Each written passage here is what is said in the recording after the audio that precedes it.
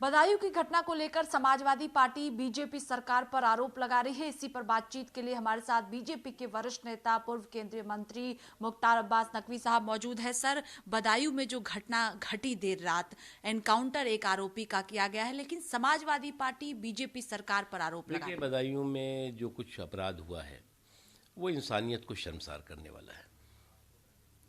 कोई भी सभ्य समाज इस तरह के जघन्य और इस तरह के जुर्म को एक्सेप्ट नहीं करेगा। लेकिन अफसोस की बात है कि इस तरह के जघन्य अपराध पर भी सियासत करने की कोशिश हो रही है। किसी की धार्मिक आस्था उसके अपराध का सुरक्षा कवच नहीं हो सकता, लेकिन कुछ लोगों की कोशिश है कि उसकी धार्मिक आस्था को उसके अपराध का सुरक्षा कवच बना दो।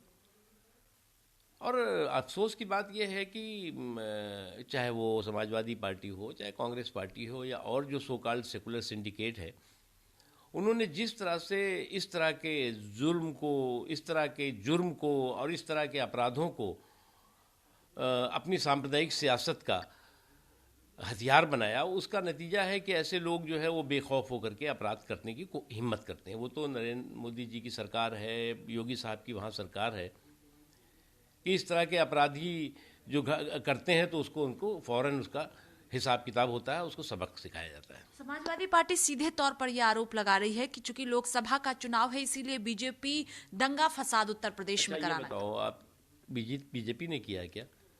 ये अपराध जिसने किया उस अपराधी को उसकी सजा मिलनी चाहिए कि नहीं मिलनी चाहिए, या उसकी जो है वो उस पर जो है वो आप सांप्रदायिक सियासत करेंगे, उसको सांप्रदायिक सुरक्षा कवच देने की कोशिश करेंगे? ये अनफॉर्चुनेट है, अनएक्सेप्टेबल है। ये कह रही है सपा की तरफ से कहा जा रहा है कि गुंडे जो उत्तर प्रदेश में हैं वो बीजेपी के इशारे पर चल रहे हैं, क्योंकि कोई काम सरकार ने नहीं किया, इसीलिए लोकसभा चुनाव से पहले माहौल है वो इनडायरेक्टली उनको सुरक्षा कवच देने की कोशिश है, इससे ज्यादा कुछ नहीं। इस तरह के जघन्य अपराध को आप उस पर सांप्रदायिक तड़का लगा करके ऐसे अपराधियों को सुरक्षा कवच देने की कोशिश कर रहे हैं, उससे ज्यादा कुछ नहीं। बहुत शुक्रिया बातचीत के लिए। देखिए, साफ तौर पर कहना है कि समाजवादी पार्टी को इस घटना पर राजनीति नहीं करना चाहिए।